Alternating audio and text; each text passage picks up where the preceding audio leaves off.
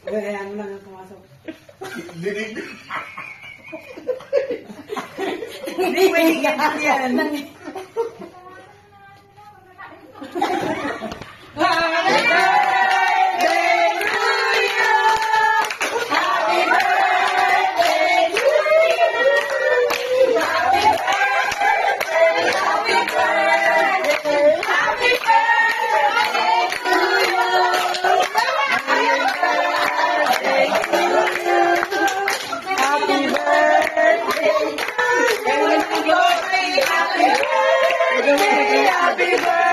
Huwag kang umiyak!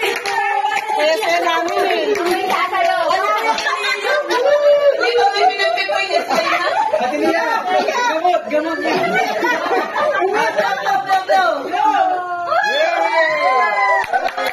Happy birthday! 53!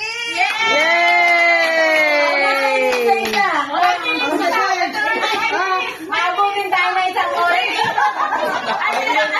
Lea, mauna muna tayo dahil papasok tayo. Oh, sige, Ersi, ikaw muna. Ayaw mo na kami, ano Lisa? Na-surprise ka, te? Opo, sobra.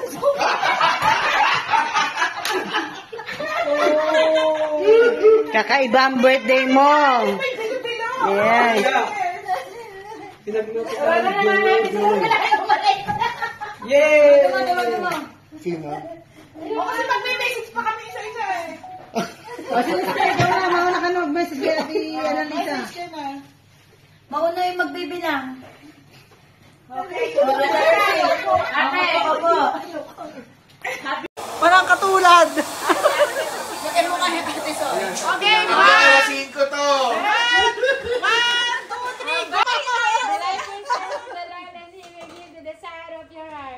I love you with the love of the Lord. Tita Elma. Tita Elma na. Hindi na talaga. 53 lobo tong ipamigay. 53. Bless and happy. Ay, mababa ka, 53.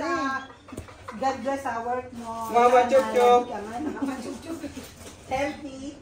Ang maibigay ko sa yung verse ay Proverbs 9:11. For by me your days will be multiplied, and years will be added to your life. Wisdom will multiply your days and add years to your life. Wow, ganda ng May the verse. wisdom that your life depends and the years of your life open. Ay, life eh. Wow, pinag-isipan na. Next. Iba na may lobo kasi. Sino na? Ate Ems, ikaw na po. Ate Ems. Kakaiba. Kakaiba talaga yung birthday niya. Hindi ka na Si Ate Ems na ba? Si Ate Ems na lang. Gusto ko yung background. Mabuhay ka hanggang gusto mo sabihin.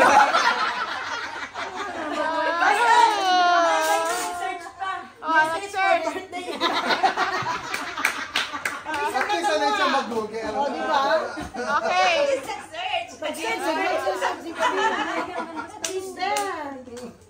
Kung Mariko, happy birthday to you, Mariko. Tingnan mo, kung umalis ka, mararanasan mo itong mga ganito.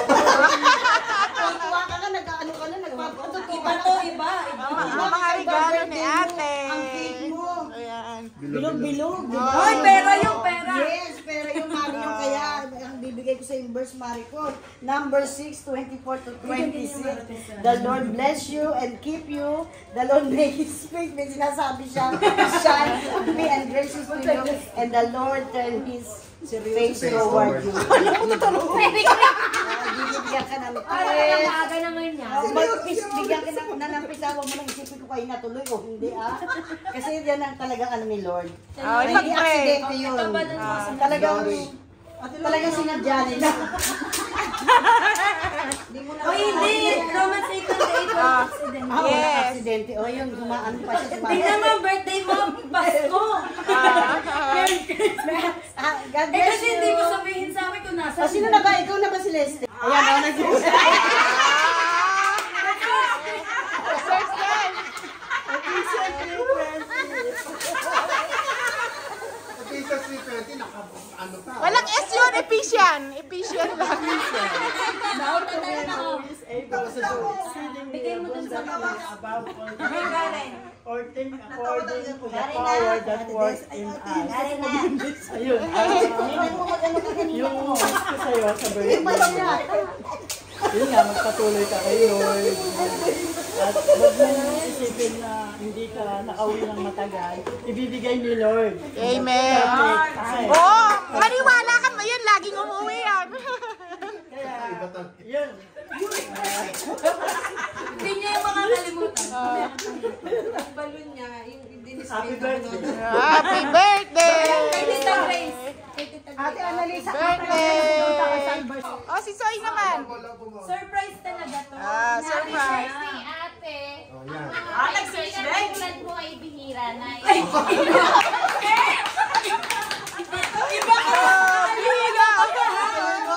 Oh, sige, tuloy. Oh, tuloy, tuloy. Kaibigan tulad mo ay bihira na. Isa sa'yo ang pinakamasay. Nakaarawan. Wow! Ganda! Yung logo na Ate Grace. Buksan na natin to, ate. Ako, nagbibidyo ako, te. Binibidyo ako. Ay, tapos na ako. Oh. Ate Grace na. Oh, si Ate Grace. Merry Christmas. Seryoso ko si Robert. Seryoso ko si Robert. Tubo-tubo sa loob ang pag-decorate. Seryoso si Robert.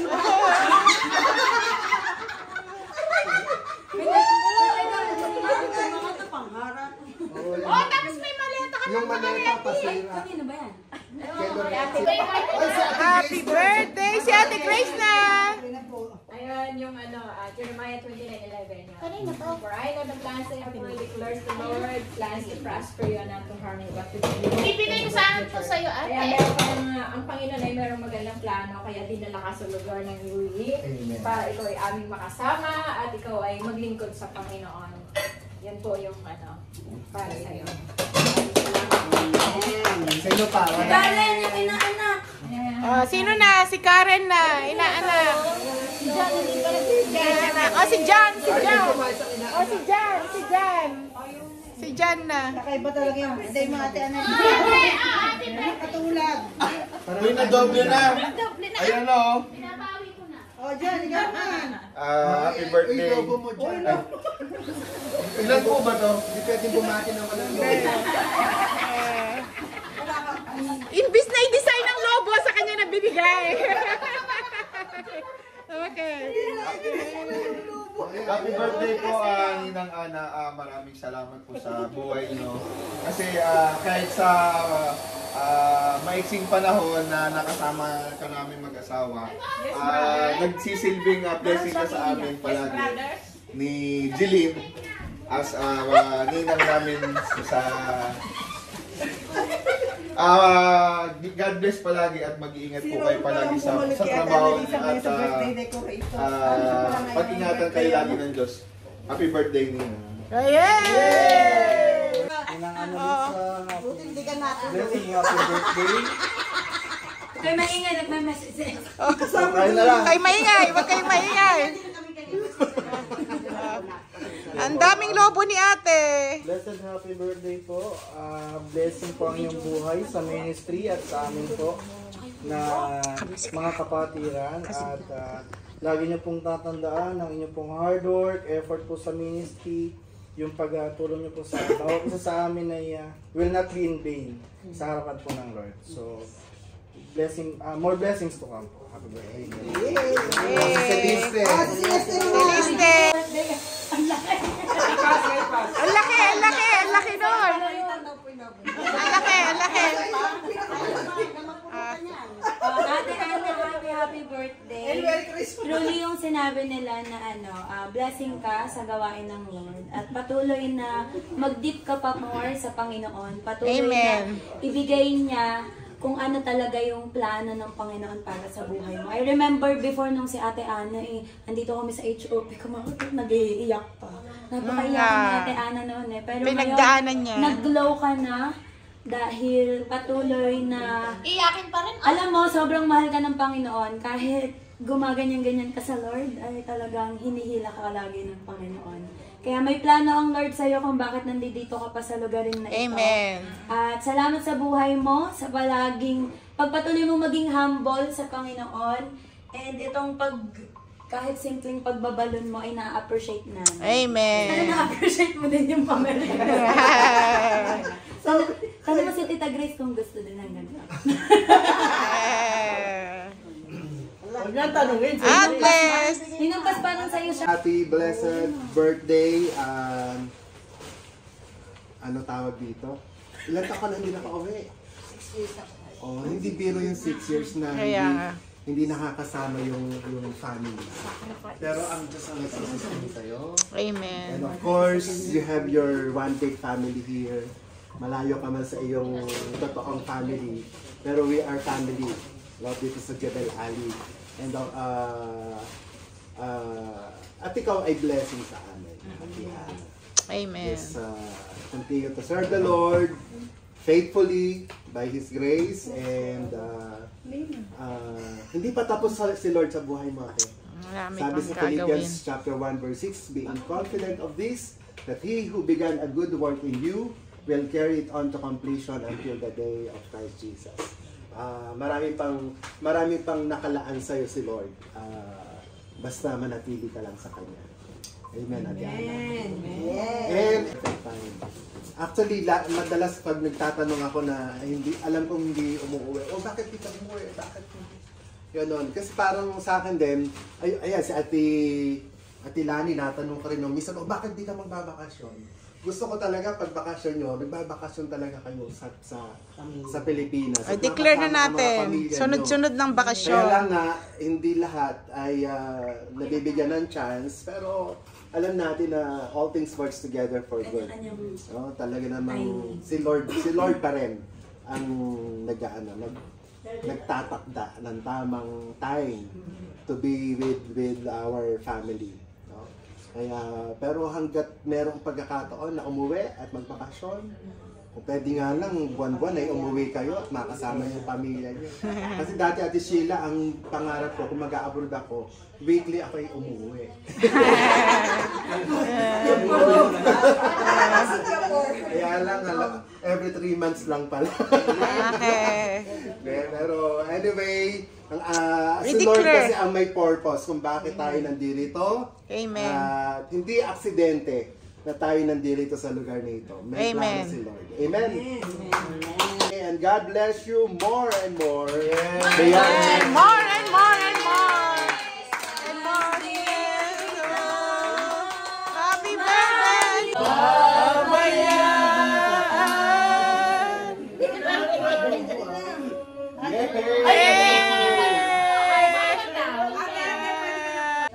Dumating talaga ako dito. Wala dito sila pa. Ay, yun yung gabi na pinalayas ako ng Nasa amo bakasyon ko. kami noon? Yung gabi na yun na pinalayas ako ng amo ko. Kasi 2019, pinalayas ako ng amo ko on the spot. Pero yung palayas na yun ay truly na talagang hiningi ko sa Lord na paalisin ako ng amo ko. Kasi sobra yung hirap yung dinanas ko doon, talagang MCI. At talagang struggle yung buhay ko sa kanya. Hindi siya maganda. Talagang yung gabi na yun yung first time na pinalate niya akong pinauwi ng 9 o'clock. And yung pagdating ko sa bahay, sabi niya, kamusta ka na uwi ng madam? Tapos yun niya, ano mo? Hindi ko alam na yun na pala yung katugunan ng Lord. Nung gabi na yun, sabi ng amo ko, pack your things and leave this house. Sabi niya, bilisan mo. So, talaga nagmadali ako, nag-pack ng gabi. Kahit anong oras na yun, kasi 9 na mahigit yun, 9:30 na yun. So, naglalakad na ako dyan, tinatawagan ko siya. Sabi ko, pinalayas na ako ng amo ko. And then, sabi niya, sige, tawag ako si Ate Des. Na, diyan ka muna sa SOP tumuloy. So, umuwi na ako dito. Yun nga, natutulog sila dito. Kita nila ako, umiiyak ako dyan. Pero nung tinawagan din ako ng talagang original ko ng amo, gusto niya bumalik ako doon. Sabi ko, hindi na pinaalis niya na ako. Tapos sabi ko, ayoko na kaya. Then nag-stay muna ako ng 2 days dito bago ako dun bumalik sa Abu Dhabi, ay sa Al-Ain. Isa lang ang plano ko nung that time na yun. Sabi ko lang sa pray ko, Lord, tinatanong nila ako kung anong gusto ko. Sabi ko, gusto ko na lang umuwi ng Pinas. Ang pray ko lang nun, Lord, kung gusto mo kung mag-stay dito, balik mo ko ng Dubai. Bigyan mo ako ng maayos na trabaho. Balik mo ako sa JIL. Ito yung dinideklara ko, Lord, balik mo ako sa JIL. So, yung totoo na God, na yung nagdi-declaration tayo January, maraming dumating na pagsubok, testing na dumating sa buhay ko this coming January. Hanggang this now, talagang sa trabaho ko, dili-dili lagi yung sweldo namin. Truly, plus nagkaroon pa ako ng mga deduction, to visa. So, nagkaka-dili-dili lahat. But, sabi nga, all things work together. Kaya napapasalamat ko sa Lord kasi alam ko kahit dumadaan ako sa mga pagsubok na dinadalang ko, still hindi niya ako pinabayaan, tsaka yung pamilya ko. Kaya nagpapasalamat ako sa Diyos na yun, salamat sa family ko dito, kahit na malayo, although dumadating sa punto na yung lungkot, siyempre gusto mo rin makasama sila.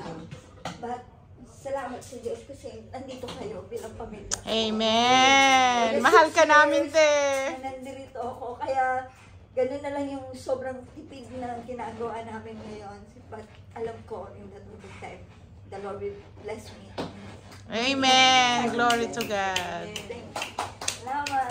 Hindi ko nadiya. Salamat! Masaya ka naman. Masaya ka ba? Oh, so kanina pa siya umiiyak. Tears of joy. Kanina pa siya. Merry Christmas ang decoration. At saka, imbis po na i-design ng mga lobo, siya po ang may hawak tumanggap. Ayan, kakaibang birthday bash ang ating binigay. Na-surprise ka ba, ate? Sobra, hindi ko na-expect. O, papatukin mo na. Papatukin mo na tayo yung mga lobo mo. Alam mo, pag nag-message ko, tinitingnan ko lahat mga nakangiti sa Diyos. Ito, pati dali, parang naiiyak ka. Ayan, ayan. Picture tayo lahat. Oh. Happy birthday! Happy birthday! Oh, sige pa! Birthday pa! Sabihin natin! Oh, ano? Birthday! Ate, hindi kita dito ka. Anong sasabihin natin? Dito ka. Happy Christmas birthday, ate! Happy Christmas birthday! Hindi pa pati yung kakanta tayo. 1, 2, 3. Happy birthday to you! Happy birthday to you! Happy birthday! Happy birthday! Happy birthday to you! Tignan lang daw si Ate M sa ayos. Ay! Birthday mo ba?